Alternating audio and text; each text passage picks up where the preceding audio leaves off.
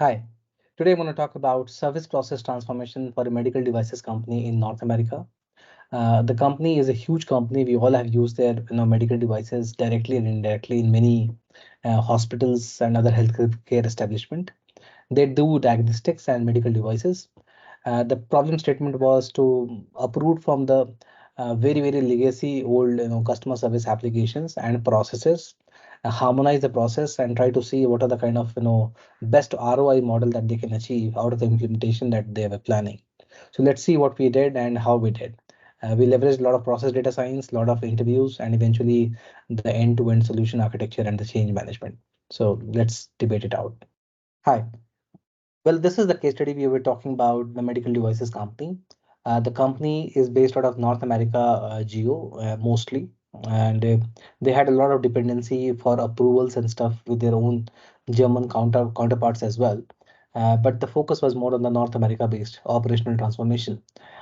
They were actually using SAP customer service as their backend system right now for managing in all the new customer services. They had a third-party software called as Click software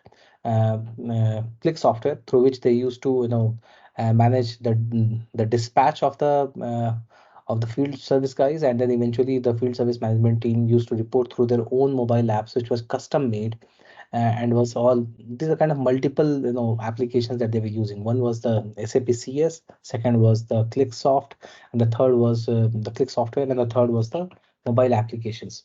So between these three applications, the operations was running, and the data was siloed as usual. Countries had their own separate SAP implementations. The order management ERP was a separate ERP with not the same core as the customer service. So the master data was also kind of a bit different from the customer service model that they were running with. So the idea was that if we were to invest or upgrade the entire CRM service ecosystem, then which direction we have to go to, which product to pick up. And once we pick up, then what is the kind of ROI model I'm looking at? And that's where we were engaged from the consulting perspective. At least I was part of the team. This was not part of T24 Global, but then it was me being involved directly as a lead consulting partner with the company. So we said that we're going to look into your assessments, wherein we will look into your technology, your processes, your data, the complexity, the data, the dependencies that you have with your ecosystem, be it the suppliers, be it your own governance structure, the executive vision and mission will be done. The journey mapping as to how the customers are engaging with you at different touch points, how that journey looks like.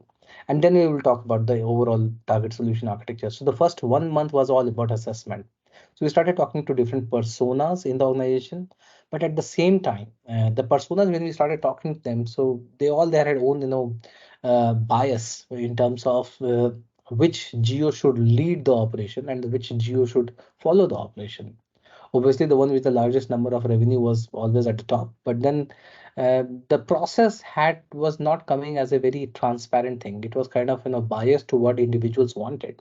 And then we started looking into the data, and that's where the process data science was brought in.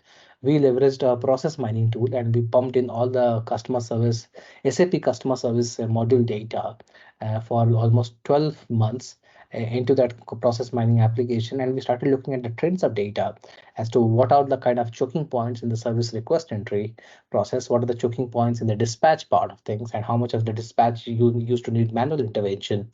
Is it because the data? Is it because of the unstructured data? Is it because the lack of integration? What are the causalities that were causing it? And that's not just the tech, but also looking at the people part of things, wherein are the people trained enough to do it? Who are the kind of smaller groups who are kind of passing the bucket to more senior guys very often? And what is the causality? Is it the product issue? Is it a product quality issue? And or is it actually the training issue at the people level? So we spoke to the HR and the team members, and we also looked into the HR training data as to who had how much of seniority in terms of the field service delivery, and that's how the fitment was being mapped to the process demand. And then we also looked into the categorization of the product as to which product category had what number of service request coming in. So is it a product issue, or is it a quality issue, or is it something that a contract issue? Because the contract says a lot of things when people want to sell, but when it comes to service, the expectations are high, but the service guys are not able to catch up. Then we also looked into the segmentation of the customer. What all segments have to be served faster compared to the other segments, and how do we going to manage that part? So there's a lot of dimensions of the entire analysis and prioritization of what we could do.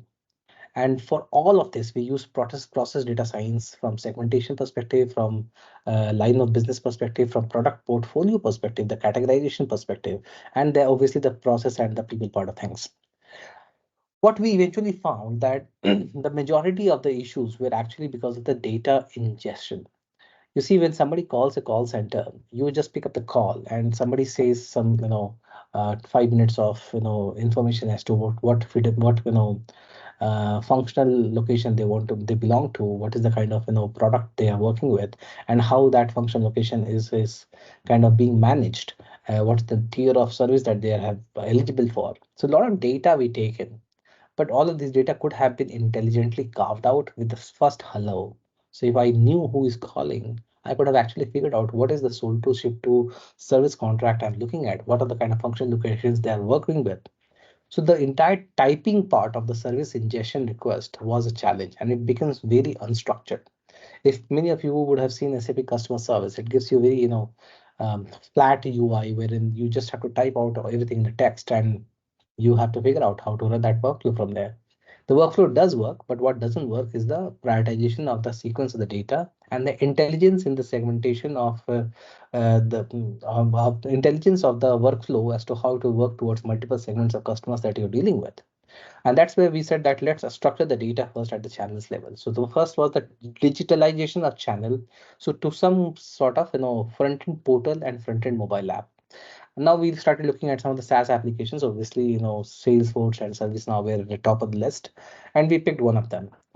Just for the customer security, I wouldn't say which application, but one of them was the cloud CRM service. And uh, and then we started looking at how to harmonize the process. They had two major lines of business, and they had their different ways of working. Then we started probing whether they do we need to harmonize this process, or the process is almost intact, but the people who are handling this process should be actually focused on how they're handling it. And then we figured out that almost 80% of the process was still the same. Only the exact field service delivery, when you actually go for the delivery of the service, then the skills who are supposed to deliver one line of business to another versus another line of business was absolutely different. For example, diagnostic business for this company was absolutely different from the other MRI machines that they had.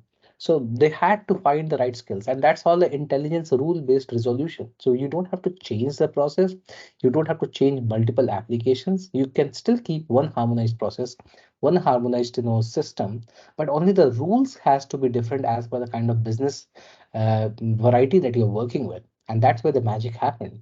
The moment we started consolidating and started testing out the processes across 2 quarters, we started seeing with the process data science, obviously, we started observing a better efficiency. And that efficiency was not just 1 or 2 days, it was 12 days reduction in the TAT of the customer service in the field. The people who had to wait for 10 days before can actually be cross-trained and can actually be delivered the service because of the consolidation of the workforce and the consolidation of the process liabilities to one centralized application. That was the service injection side, wherein the unstructured to structured transition made magic. Second was the delay, the mm, second was the dispatch part of things. Dispatch was mostly manual because people used to pick up the call. The dispatch used to again engage. Once the service request was done, then the dispatch used to call the customer again after a few days when they had the time, and then that's how they figured out what is the exact delivery date that they can deliver. So we said, why not automate this entire process? We looked into the customer, functional criteria. We looked into a lot of machine learning based tagging of the service request, and we tried to see if we can actually auto allocate the right metadata to every incoming, structured, service request. And once the structured service request has come in, can we put some rules to allocate the right level of dispatch strategy and eventually the right level of people who can go and deliver those service requests? So dispatch rules management led to 80% reduction of the dispatch workforce in terms of how much effort they have to put to just to manage dispatch. And from simply calling back, we fall back to an email-based confirmation or a mobile app notification based confirmation. It was so seamless and beautiful for us and for the customers and their customers. They all were lacking it in the first geo itself, and we started with a small geo, actually Canada, and later we rolled out to the larger geo, which was the America. So it worked out. The third part was the field service delivery.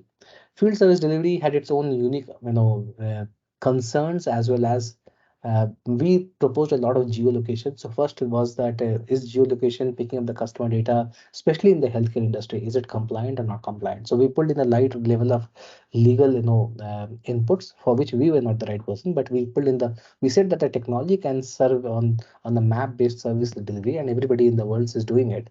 Why can't you do it? But there was a lot of hesitation that we were working in the healthcare industry where everything is so sacrosanct that we are not supposed to even expose where the actual machines are sitting, and it could be a security issue, it could be hacking issue as well. So we had to do the right level of legal inputs, and some of it which was kind of not that sensitive for customer uh, critical conditions, which we try to do with the geolocation. Some of them which we voluntarily chose that we should not put into geolocation, we try to keep it out. So again, you have to work with your legal team when trying to automate and do a lot of personal data and geolocation kind of things. That's another bit which we learned from the customer there, but rather us. We were very sure that technology can handle, but being open was not the solution. Is it legal? Is it safe for the customers who are the patients of their customers? So that's about the field service delivery. And with a good mobile app integrated to one core of the CRM service, things were working smoothly. And then we started looking into the process data science as to on a run basis, when it's not that just the pre-transformation but at the operation stage basis, is the actual transformation happening? And then we started looking into some of the loopholes. So the loopholes and the feedbacks that we came back, that the channel that we built, the digital channel, was not well structured in terms of the kind of granularity of data which the dispatch needs to run, the granularity of data through which the field service is supposed to deliver the service first time right. So we had to do a lot of more machine learning implementation in the service ingestion request, put some more metadata so that the field service guys know all the details which they wanted to.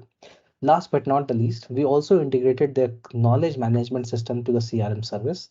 A lot of field service guys were kind of junior guys, almost like 65% of them were juniors.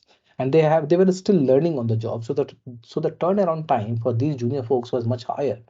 So what we said, let's train you and we will also assist you. So we created a AI driven advisory, solution for the field service guys, that the moment they put in the product and the problem statement, whatever are the best, in internal case study or initial reports of some other customers as to how their peers resolved in the on the field, that those kind of information was made available to the field service guys. So if they are on a mobile or a tablet and they're running towards the customer, they can still read it through, get informed, and try to do the trouble fix the way their peers have done in the past. So enabling knowledge for the actual on ground semi-trained resources was a very critical part of this entire implementation. So the transformation was not just the technical, it was also the process consolidation, process harmonization, and the people enablement with the technology that they were dealing. And obviously, we are still exploring the generative AI as to how we can read through all the product, assets, and can enable that information to the field service when they're actually delivering the service. That's the third part of the transformation that we are still working with, and I'm hoping that we will something new will come out. Well, that's about this case study. This was for a medical devices company in North America. And if you have any questions on similar kind of problem statements, please reach out to me. My name is Anand, and I'm reachable at anand at the rate of t24global.com. I'm also reachable at my personal mail ID, which is anand underscore sagar at live.com. Happy to help you.